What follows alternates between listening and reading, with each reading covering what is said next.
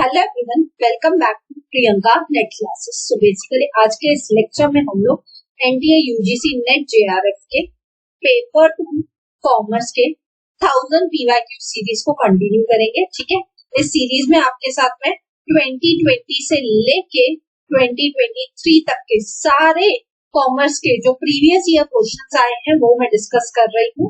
ठीक है, यानी आपके लेटेस्ट सारे के सारे पीवाईक्यूज यहाँ पे डिस्कस हो जाएंगे। एंड ट्रस्ट मी, अगर आप इस सीरीज को हर एक लेक्चर को पूरा देखते हैं, अच्छे से फॉलो करते हैं और आपने एक बार 1000 पीवाईक्यूज कंप्लीट कर लिए मेरे साथ दिसंबर तक, ट्रस्ट मी आपका पेपर ना बहुत अच्छा जाने वाला है। एंड आपका जो नेट जेआरएफ का ड्रीम है ना, वो भी एकदम इजी आपके लिए अचीवेबल हो जाएगा। क्यों कि जब आप पीवाईक्यू सॉल्व करते हो तो आपको बहुत सारे बेनिफिट्स मिल जाते हैं। एक तो आपको समझ में आ जाता है कि कैसे टाइप के क्वेश्चन पूछे जाते हैं, कहाँ से क्वेश्चन पूछे जाते हैं, कैसे टाइप के हम क्वेश्चन एक्सपेक्ट कर सकते हैं, साथ ही साथ एमसीक्यूज को कैसे सॉल्व करना है पेपर में जाके, वो भी एक टैक्टिक आप इन लेक्चर से सीख लेते हो, राइट। सो इसलिए बहुत जरूरी है कि आप इस सीरीज का हर एक पार्ट को अच्छे से देखिए, डिटेल में देखिए, बिकॉज मैं हर एक क्वेश्चन मैं आपको डिटेल में समझाती हूँ ताकि आपकी अंडरस्टैंडिंग क्लैरिटी सबसे बेटर हो जाए। ठीक है, ये आपका पार्ट नंबर 15।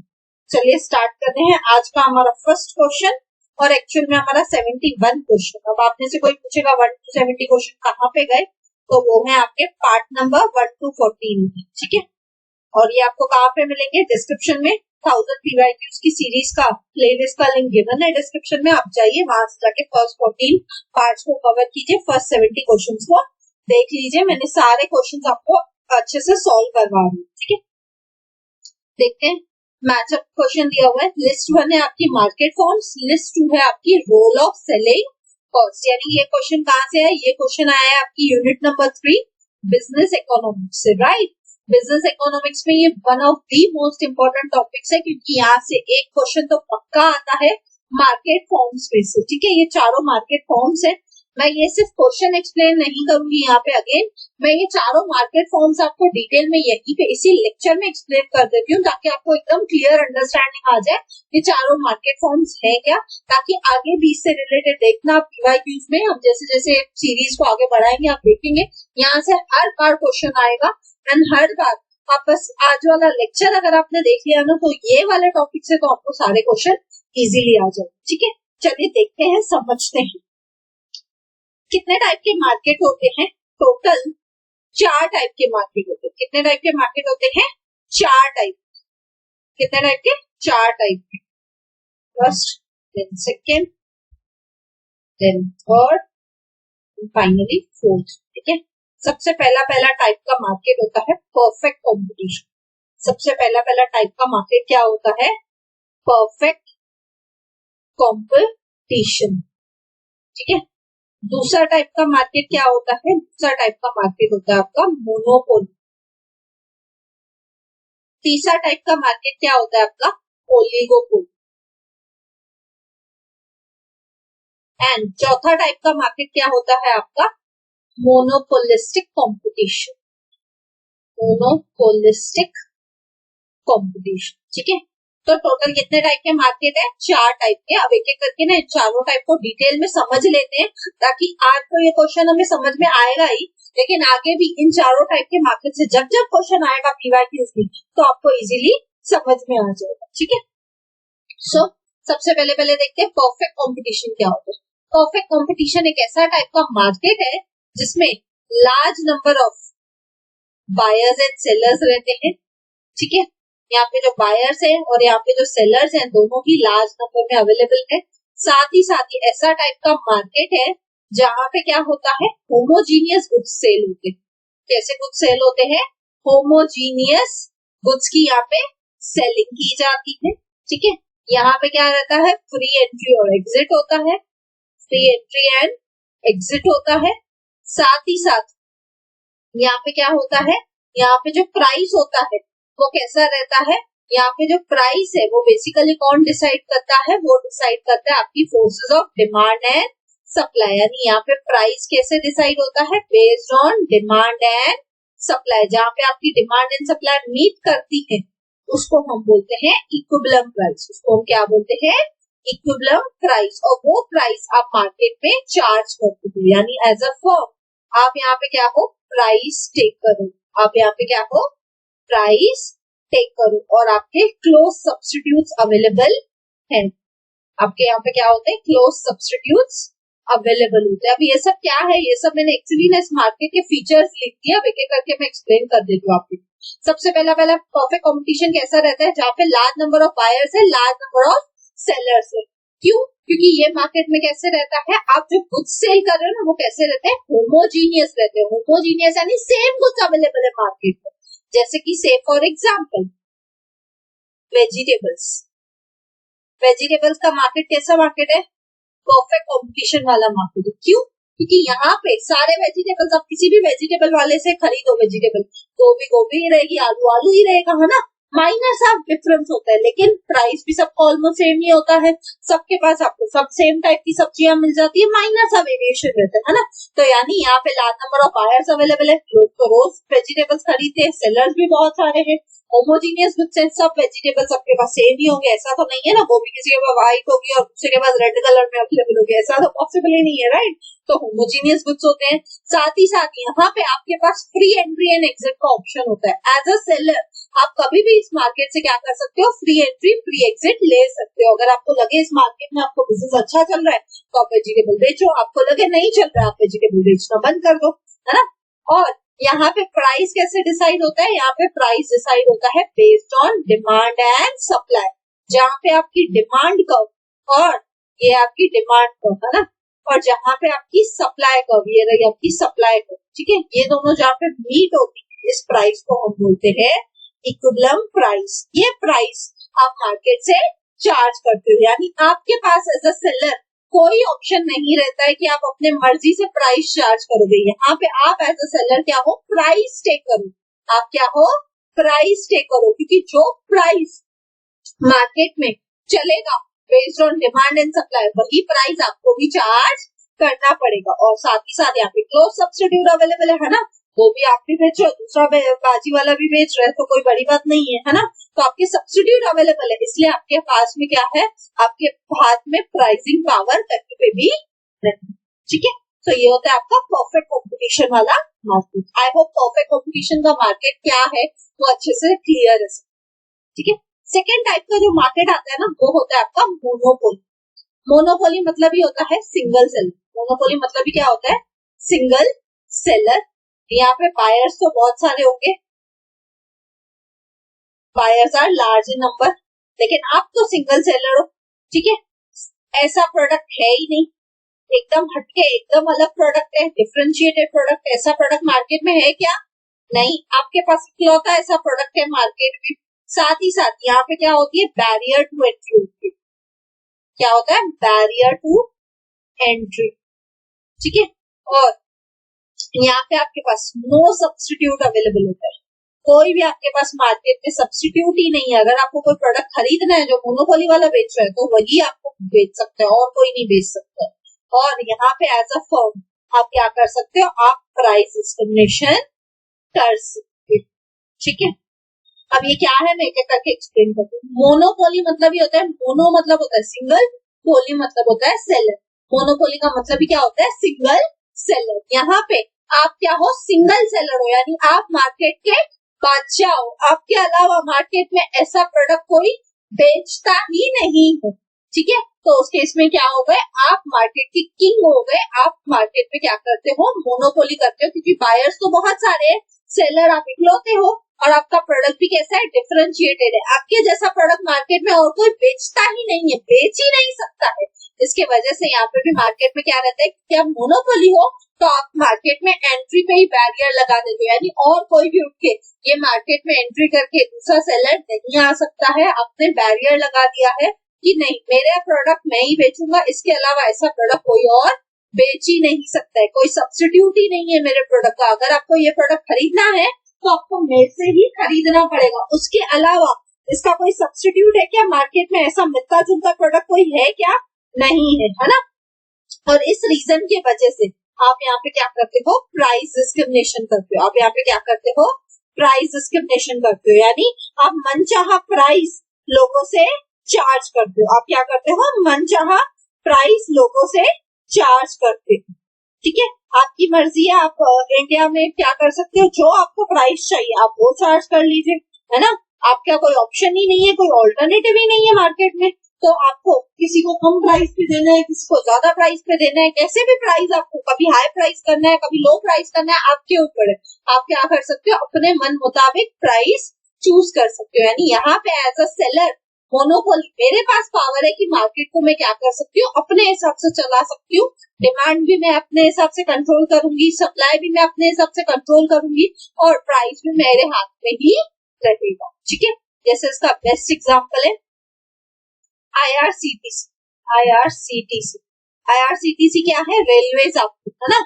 अगर आपको रेलवे से टिकट बुक करनी है तो आपको क्या करना पड़ेगा, आपको रेलवेज के पास ही जाना पड़ेगा ना। इंडियन रेलवेज के अलावा आपके पास कोई ऑप्शन है क्या, नहीं। या तो आप आईआरसीटीसी की वेबसाइट पे जाओगे, या तो आप किसी एजेंट के पास भी जाओगे, तो भी वो क्या करेगा, आईआरसीटीसी की वेबसाइट पे ही जाएगा और टिकट बुक करेगा। या इवन आप काउंटर पे भी जाओगे अगर रेलवे के, तो वो मैडम भी क्या करेगी, जो काउंटर पे बैठी होगी, वो भी तो आईआरसीटीसी की वेबसाइट से ही आपको टिकट बुक करके देगी। यानी आईआरसीटीसी क्या है, प्राइम एग्जांपल है किसका, मोनोपोली का, सिंगल सेलर का।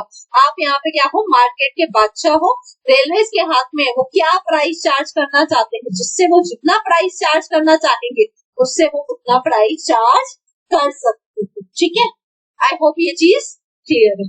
बढ़ते हैं अगले मार्केट की तरफ, जो कि है ओलिगोपोली। ओलिगो मतलब ही होता है हैंडफुल, ओलिगोपोली मतलब ही होता है हैंडफुल। यहाँ पे जो सेलर्स रहते हैं ना वो हैंडफुल रहते हैं, यानी गिने चुने सेलर्स रहेंगे। यहाँ पे बायर्स कैसे रहेंगे, लार्ज नंबर ऑफ बायर्स रहेंगे। ठीक है, लार्ज नंबर ऑफ बायर्स रहेंगे। यहाँ पे सेलर्स बहुत ही लिमिटेड है। ठीक है, यहाँ पे आप क्या हो, तो आपके सब्स्टिट्यूट अवेलेबल है, क्लोज सब्स्टिट्यूट अगेन यहाँ पे भी अवेलेबल होता है। ठीक है, यहाँ पे बैरियर तो नहीं है एंट्री में, लेकिन फिर भी लिमिटेड एंट्री है। यहाँ पे क्या है, लिमिटेड एंट्री है due to cost, due to cost. और साथ ही साथ यहाँ पे प्राइस कैसा रहता है, यहाँ पे आप price as per competition charge करते हो। यहाँ पे आप प्राइस क्या करते हो, एज पर कॉम्पिटिशन चार्ज करते हो। ठीक है, एक बार आप अच्छे से समझ लेते हैं इनको। ओलिगोपोली क्या रहता है, ओलिगोपोली मतलब ये होता है हैंडफुल सेलर्स, यानी ऐसा टाइप का मार्केट जिसमें गिने चुने सेलर्स रहते हैं। यानी हाथ पे आप गिनती करके बता सकते हो कि मार्केट में इतने ही सेलर्स अवेलेबल है। जैसे कि से फॉर एग्जाम्पल आप बोल सकते हो कि जैसे मार्केट में ओलिगोपोली का बेस्ट एग्जाम्पल है एयरलाइंस। अगर आप देखोगे इंडिया में कितनी एयरलाइंस की कंपनीज है, तो बहुत लिमिटेड ही तो है ना। हर कंपनी एयरलाइन की थोड़ी है। आप देखोगे एयर इंडिया है, इंडिगो है, ऐसे आप काउंट करोगे ना तो हाथों की गिनती में आप काउंट कर लोगे कि इंडिया की कितनी एयरलाइन कंपनीज है ना। तो यानी यहाँ पे क्या रहते हैं, हैंडफुल ऑफ सेलर्स रहते हैं, लेकिन बायर्स कैसे रहते हैं, लार्ज नंबर ऑफ बायर्स है ना। क्लोज सब्स्टिट्यूट अवेलेबल है आपके पास। अगर मेरे को अगर फ्लाइट बुक करनी है अपने लिए, तो मैं एयर इंडिया से भी बुक कर सकती हूँ, मैं अपना फ्लाइट में भी इंडिगो से भी बुक कर सकती हूँ ना, अलग अलग जो भी सेलर्स है। तो यानी सबके पास सेम फ्लाइट अवेलेबल होगी, क्लोज सब्स्टिट्यूट अवेलेबल है। और क्योंकि क्लोज सब्स्टिट्यूट अवेलेबल है, इसलिए यहाँ पे प्राइस आपको कैसा चार्ज करना पड़ेगा, एज पर कॉम्पिटिशन। आपके कॉम्पिटिटर ने जैसा प्राइस रखा है वैसा प्राइस आपको भी रखना पड़ता है। अगर इंडिगो वाले ने अपने प्राइस में सपोज 10% डिस्काउंट दे दिया, तो जब मार के आपको भी एयर इंडिया को या बाकी कंपनीज को भी क्या करना पड़ेगा, अपना प्राइस कम करना पड़ेगा, या वैसे इंसेंटिव वैसे ऑफर्स चालू करने पड़ेंगे। बिकॉज आप प्राइस में यहाँ पे कॉम्पिटिशन के हिसाब से ही प्राइस चार्ज कर सकते हैं। प्राइसिंग की पावर आपके अकेले कंपनी के पास नहीं है, पूरी की पूरी इंडस्ट्री में जो प्राइस चलेगा वही प्राइस आप सेम चार्ज करोगे। और यहाँ पे क्या होता है, यहाँ पे लिमिटेड एंट्री है ड्यू टू द कॉस्ट। यहाँ पे क्योंकि सेटअप करने का कॉस्ट ही बहुत ज्यादा होता है। ओलिगोपोली मार्केट की खासियत ही क्या है कि यहाँ पे हैंडफुल ऑफ सेलर्स है। हैंडफुल ऑफ सेलर्स क्यों है, क्योंकि यहाँ पे इस मार्केट में सेटअप करने का भी कॉस्ट बहुत ज्यादा होता है। सोच के देखिए, एयरलाइन चलाने का जो खर्चा है ना वो बहुत ज्यादा है, कॉस्ट ही बहुत ज्यादा है। इसलिए इस मार्केट में, ओलिगोपोली टाइप के मार्केट में बहुत कम लोग ही क्या करते हैं, सेल करते हैं। लिमिटेड सेलर्स होते हैं, हैंडफुल नंबर ऑफ सेलर्स रहते हैं। क्यों, क्योंकि इस मार्केट की कॉस्ट ज्यादा है, ऑपरेटिंग कॉस्ट और प्लस आपकी फिक्स कॉस्ट, ये सब कॉस्ट बहुत हाई रहती है, जिसके वजह से यहाँ पे इवन दो फ्री एंट्री है लेकिन फिर भी ज्यादा लोग इस मार्केट में एंट्री नहीं कर पाते हैं। क्यों? क्योंकि उतना कॉस्ट बियर कर पाना सबके लिए पॉसिबल नहीं है। ठीक है, आई होप ये चीज क्लियर है। ओलिगोपोली मार्केट क्या है ये क्लियर। ठीक है, अब बढ़ते हैं हमारे लास्ट टाइप ऑफ मार्केट की तरफ, जो कि है मोनोपोलिस्टिक कंपटीशन। ठीक है, लास्ट टाइप ऑफ मार्केट कौन सा है? Monopolistic competition. यानी ये कंपटीशन क्या हुआ? मोनोपोलिस्टिक कंपटीशन ये कॉम्बिनेशन है किसका? Monopoly plus perfect competition. इसका एग्जांपल है, ये कॉम्बिनेशन है किसका? मोनोपोली और परफेक्ट कंपटीशन का कॉम्बिनेशन। यहाँ पे क्या रहेगा? कुछ फीचर्स मोनोपोली के रहेंगे, कुछ फीचर्स परफेक्ट कंपटीशन के रहेंगे। ठीक है, यहाँ पे क्या होता है? यहाँ पे बेसिकली क्लोज सब्स्टिट्यूट अवेलेबल होता है। ठीक है, और साथ ही साथ यहाँ पे आपको price again as per competition ही चार्ज करना पड़ता है। लेकिन आपके गुड्स कैसे रहते हैं? यहाँ पे डिफरेंशिएटेड रहते हैं, आपके गुड्स एक दूसरे से अलग हैं। ठीक है, और यहाँ पे फ्री एंट्री एग्जिट रहते हैं। कैसे? एक बार समझते हैं। मोनोपोलिस्टिक कंपटीशन मतलब ये एक ऐसा टाइप का मार्केट है जहाँ पे एक तरफ तो मोनोपोली है, दूसरी तरफ परफेक्ट कंपटीशन चल रहा है। अब आप बोलोगे ऐसे कैसे? एक तरफ आप बोल रहे हो मोनोपोली यानी सिंगल सेलर है, दूसरी तरफ आप बोल रहे हो मैडम कंपटीशन चल रहा है, ऐसे कैसे भाई? तो जैसे कि से फॉर एग्जांपल मोनोपोलिस्टिक कंपटीशन का बेस्ट एग्जांपल मैं आपको देती हूँ। इसका मैं एग्जांपल यहाँ पे लिख लेती हूँ। जैसे एग्जांपल कोका कोला है ना, थम्स अप, ये सब कंपनीज किस में आती है? ये सब कंपनीज हैं आपकी मोनोपोलिस्टिक कंपटीशन में आती। क्यों? एक तरफ तो इनके पास मोनोपोली, अगर आपको कोको कोला खरीदना है तो कोको कोला एक ही कंपनी बनाती है ना, कोको कोला की कंपनी। अगर आपको खरीदना है तो आपको उनसे ही खरीदना पड़ेगा ना।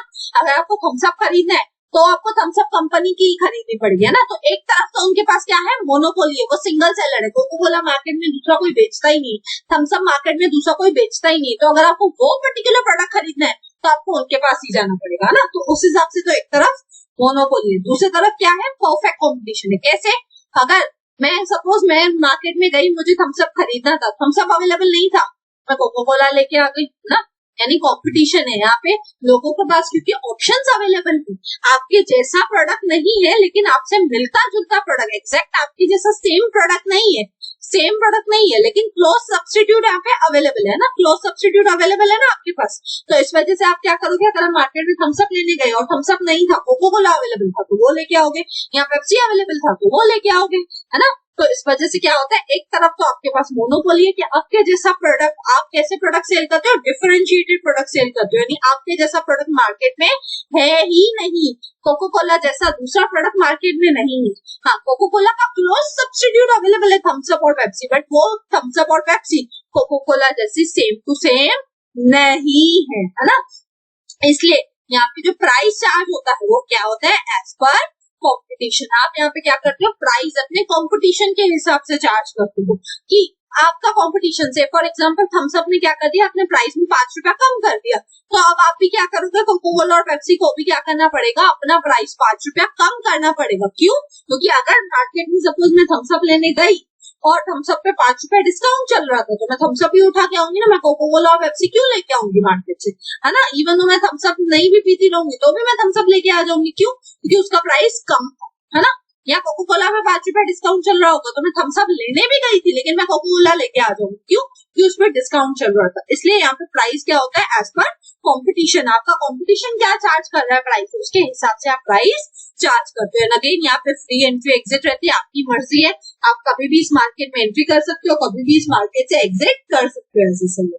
ठीक है, आई होप ये चारों टाइप के मार्केट जो है वो क्लियर है। मैंने एग्जांपल के साथ फुल डिटेल में आपको ना चारों मार्केट्स करा दी है, और ट्रस्ट मी आज ये अगर इतना आपने सुन लिया है ना, आपसे 1 के 2 क्वेश्चन ना पेपर के पक्का पक्का बन गए। यहाँ पे मैंने सब कुछ एक्सप्लेन कर दिया हर एक मार्केट का, तो आपका आराम से यहाँ से ना जो 1 या 2 क्वेश्चन पेपर में हमेशा आता है वो यहाँ से क्लियर हो जाएगा। ठीक है, अब हम अपने क्वेश्चन पे आते हैं। हमारा क्वेश्चन क्या था, एक तरफ थे मार्केट फॉर्म, दूसरी तरफ था रोल ऑफ सेलिंग कॉस्ट। इसका राइट आंसर क्या है, इसका राइट आंसर है ऑप्शन नंबर सी। कैसे आप देखते हैं, आप समझ में आ जाएगा फटाफट।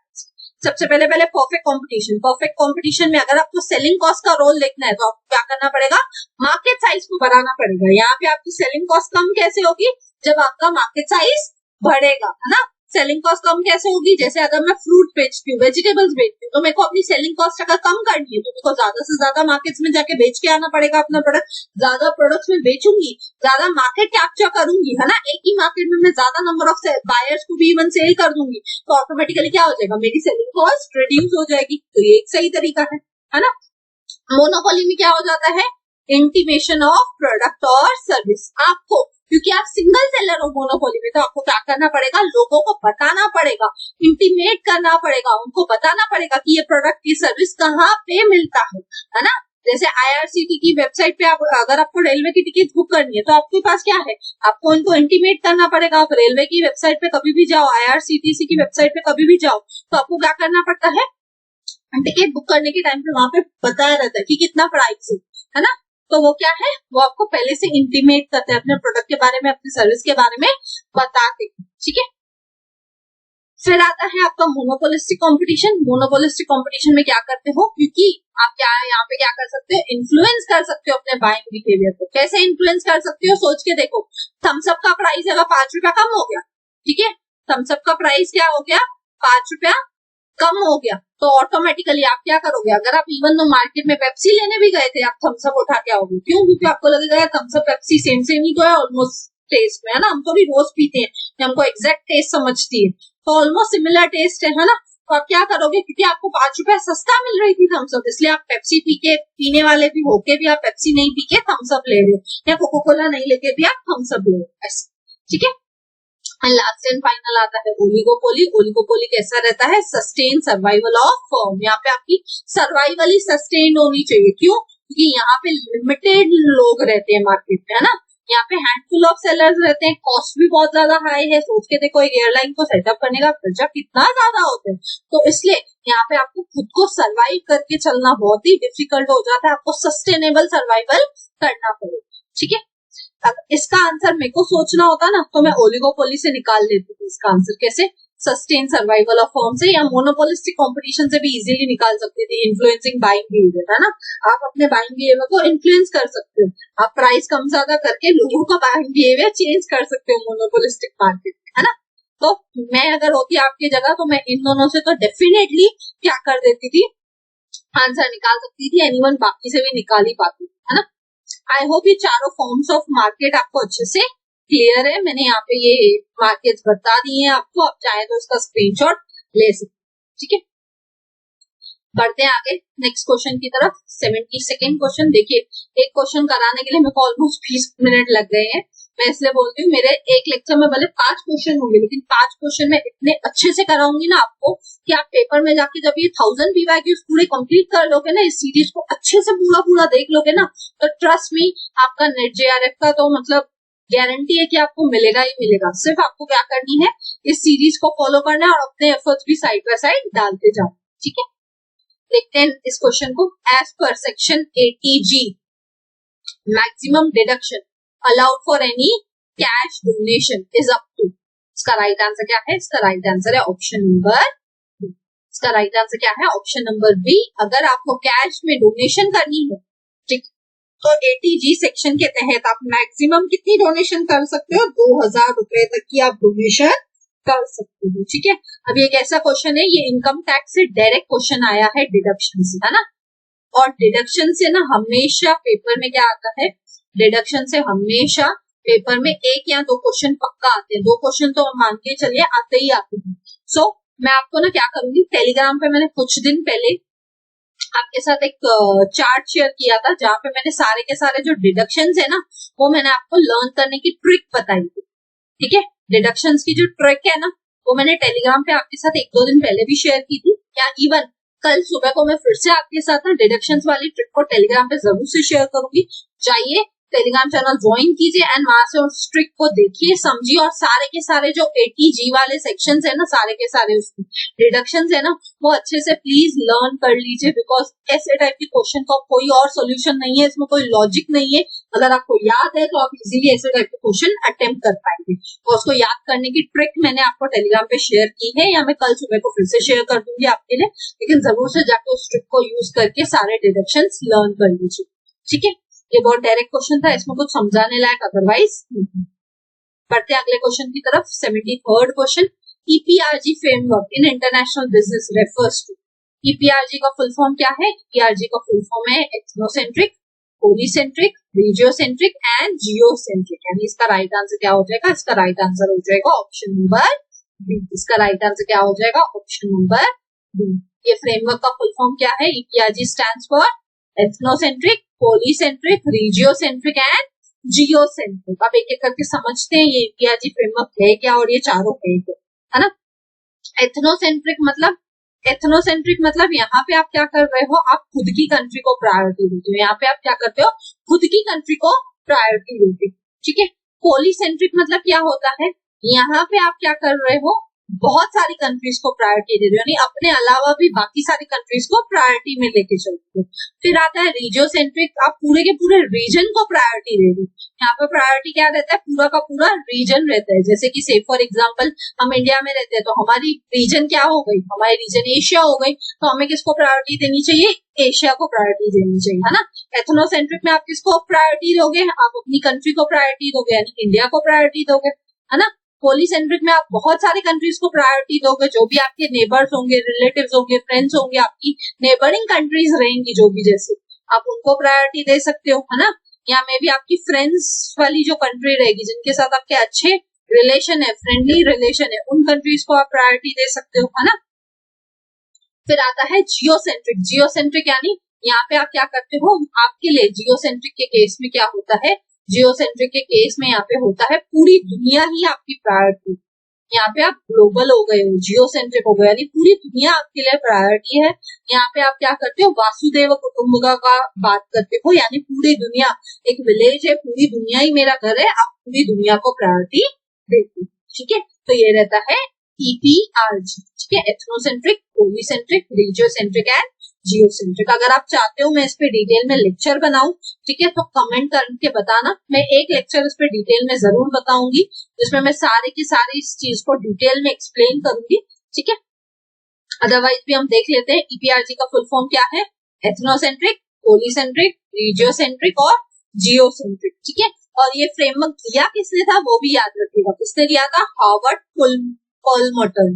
किसने दिया था? Howard Perlmutter and Wind and Douglas in 1969। ठीक है, ये नाम याद रखिएगा, Howard Perlmutter, Wind and Douglas. ठीक है, इन चारों का नाम याद रखिएगा। 1969 में और 1985 में इन दोनों ने दिया था। लेकिन मोस्टली मेरे को एक याद है, एक प्रीवियस ईयर क्वेश्चन आने वाला है फ्यूचर में भी, जिसमें ये दिया गया था नाम और बोला गया था ईपीआरजी फ्रेमवर्क किसने दिया है, तो राइट आंसर क्या था? ये था हार्वर्ड पुलमटर। ठीक है, तो वो जब क्वेश्चन आएगा तब तो हम करेंगे ही, बट फिलहाल के लिए आप ये नाम याद रख लीजिए, ईपीआरजी किसने दिया है। ये तीनों नाम आपको याद होने चाहिए। और कब दिया था? 1969। ठीक है, बाकी अगर आपको चाहिए मैं डिटेल में समझाऊं ये चारों फ्रेमवर्क को, तो मुझे कमेंट करके बताइए, मैं जरूर से फिर आपके लिए, अगर आपको कमेंट आएगा तो मैं लेक्चर जरूर दूंगा। ठीक है, बढ़ते हैं अगले क्वेश्चन की तरफ। 74th question, which of the following expenses debited to profit and loss account but disallowed while computing income from business? इनमें से कौन से ऐसे खर्चे हैं जो आप प्रॉफिट एंड लॉस अकाउंट में डेबिट तो करते हो, लेकिन जब आप इनकम फ्रॉम बिजनेस दिखाते हो तो उसमें ये खर्चे दिखाते नहीं हो? पहले तो देखना पड़ेगा ऐसे कौन से खर्चे हैं जो मैं प्रॉफिट एंड लॉस अकाउंट में डेबिट में दिखा सकती हूँ। जनरल एक्सपेंसेस दिखाते हैं हम, कॉस्ट दिखाते हैं, पर्सनल एक्सपेंसेस दिखाते हैं, ट्रेडिंग में दिखाते हैं, ट्रेडिंग तो प्रॉफिट एंड लॉस का हिस्सा होता है ना। Expenses of income which is taxable under other heads of income. बाकी जो हेड्स की इनकम है उसको भी हम क्या करते हैं? प्रॉफिट एंड लॉस में एक उससे रिलेटेड अगर कुछ खर्चा किया होता है तो वो भी शो कर सकते हैं। चैरिटीज, डोनेशन, वो भी आपको बिजनेस का खर्चा ही है तो वो भी यहाँ पे हम शो कर सकते हैं ना। यानी चारों चीजें शो कर सकते हैं। सो इसका राइट आंसर क्या हो जाएगा? इसका राइट आंसर हो जाएगा ऑप्शन नंबर डी। चारों चीजें ऐसी हैं जो आप डेबिट करते हो प्रॉफिट एंड लॉस अकाउंट में, लेकिन आप अपने इनकम फ्रॉम बिजनेस में नहीं दिखाते हो इन चारों चीजों, ठीक है। आई होप ये क्वेश्चन क्लियर है, ज्यादा कुछ समझाने के लिए नहीं था। अगेन ये डायरेक्ट क्वेश्चन आया था इनकम टैक्स से काफी हद तक ना आपको डायरेक्ट क्वेश्चन पूछे जाते हैं। तो अच्छी बात है आपके लिए, अगर आपको ये चीजें याद होंगी तो आपका काम बन जाएगा, ठीक है। बढ़ते हैं आज के हमारे लास्ट क्वेश्चन की तरफ। 75th question, when sampling is done without replacement then standard error of mean is. क्या बोलते हैं, सैम्पलिंग फॉर्मूला पूछ रहे, जब सैम्पलिंग विदाउट एनी रिप्लेसमेंट हो रही है तो standard error of mean, standard error of mean की आपसे फॉर्मूला पूछी जा रही है इस क्वेश्चन में, है ना। तो अब मैंने बोला था आपको ये क्वेश्चन कहाँ से आया, ये क्वेश्चन आया आपका स्टैटिस्टिक्स से, है ना। मैं अगेन बोल रही हूँ इस सीरीज में स्टैटिस्टिक्स के ऊपर ना मैंने एक मैराथन ली है जिसमें आपको मैंने सारा का सारा स्टैटिस्टिक्स की फॉर्मूलाज प्रॉपर्टी सब कराई है। तो आप क्या कर सकते हो, स्टैटिस्टिक्स की मैराथन का लिंक डिस्क्रिप्शन में दिया है, वहां से जाके 1-1.5 घंटे का वो लेक्चर देख लीजिए। आपकी सारी फॉर्मूलाज, सारी इंपॉर्टेंट चीजें जो स्टैटिस्टिक्स की आजकल पूछी जाती है वो वहां से हो जाएंगी। या दूसरा तरीका क्या है, वो देख के साइड बाय साइड आप खुद के नोट्स भी बना सकते हो। ये पीवाईक्यू सीरीज में जितना भी स्टैटिस्टिक्स से रिलेटेड कुछ फॉर्मूला आती है, कुछ प्रॉपर्टी आती है, वो एक नोट बना के रख लो। तो एक तरफ आप मैराथन में से नोट बना लो, प्लस आप क्या कर लो, इस सीरीज में से भी नोट बना लोगे तो मोर और लेस आप देखोगे आपके नोट सेम ही बने, ठीक है। तो आपकी मर्जी, आप एक मैराथन लेके काम चलाना चाहते हो, आप खुद के नोट्स बनाना चाहते हो, इस सीरीज को फॉलो करके, आपकी चॉइस है। बट दोनों में से कुछ भी करो आपको बेनिफिट तो उतना ही मिलेगा। तो इसका राइट आंसर क्या है, इसका राइट आंसर है ऑप्शन नंबर बी। अब ये तो फॉर्मूला है, आपको लर्न होनी चाहिए, इसमें कुछ एक्सप्लेनेशन जैसा नहीं है। फॉर्मूला है, फॉर्मूला को लर्न करना है, दैट्स इट, ठीक है। आई होप ये क्वेश्चन क्लियर है। So thank you, I hope आपको लेक्चर अच्छा लगा। सो लेक्चर अच्छा लगा प्लीज लाइक कीजिए, कमेंट करके मुझे जरूर बताइए, ज्यादा से ज्यादा अपने फ्रेंड्स के साथ शेयर कीजिए, बिकॉज ज्ञान बांटने से ही बढ़ता है। एंड सब्सक्राइब कीजिए अगर आप न्यू हो तो। मिलते हैं नेक्स्ट वीडियो में, till then bye bye, take care.